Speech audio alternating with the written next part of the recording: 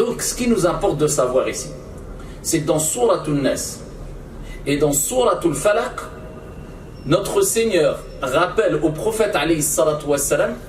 qu'il doit dire et chercher refuge auprès de Dieu contre le mal des djinns, le mal des hommes, le mal de manière générale. Il dit ça à qui?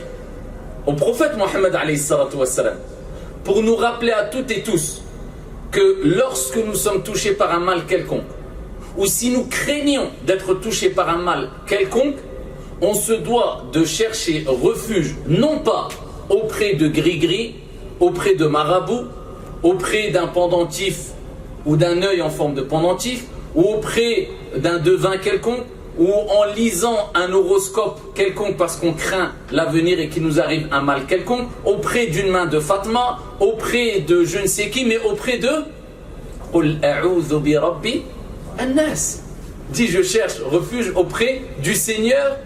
des hommes. Et on a dit an-nas, comme on dit al-Mufassirun, ça englobe les hommes et les djinns. Donc comment nous aujourd'hui maintenant, en prétendant avoir une croyance saine,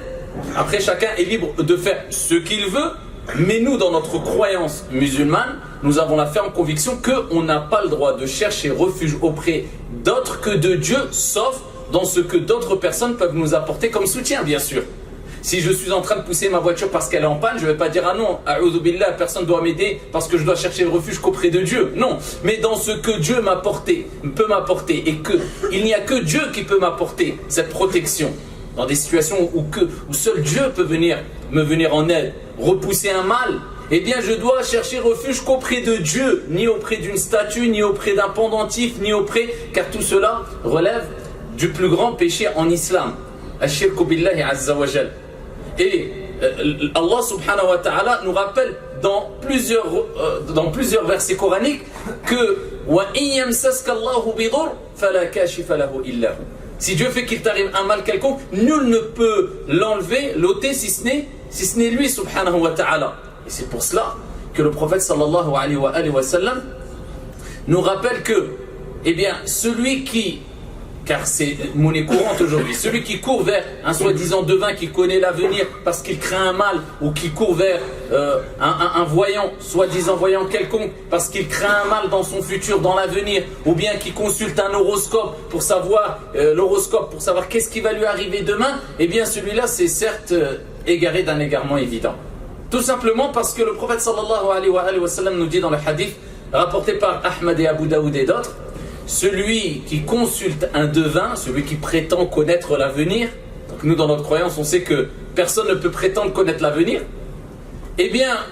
le prophète sallallahu alayhi wa sallam dit celui qui le consulte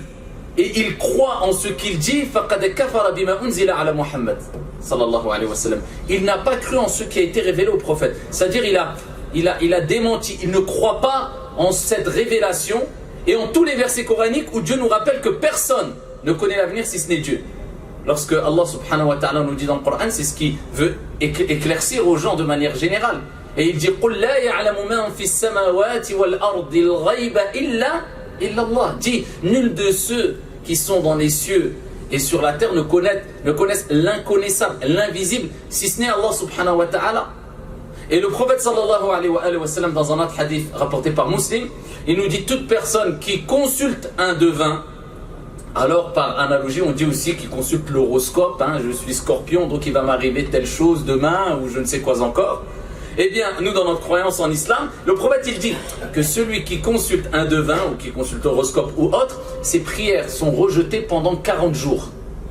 Ça nous rappelle, ayyuhal akhyar, qu'on doit placer sa confiance qu'en Allah. Et si Dieu dit au prophète, cherche refuge auprès de Dieu contre le mal qui peut te toucher, eh bien c'est pour nous rappeler que nous, a fortiori, quand on craint un mal quelconque, on doit chercher refuge exclusivement auprès d'Allah, ni auprès d'un marabout, ni auprès d'un gris-gris quelconque, mais auprès d'Allah subhanahu wa ta'ala, Malikin Nas, Seigneur des hommes, Ilahin Nas, Dieu des hommes subhanahu wa ta'ala.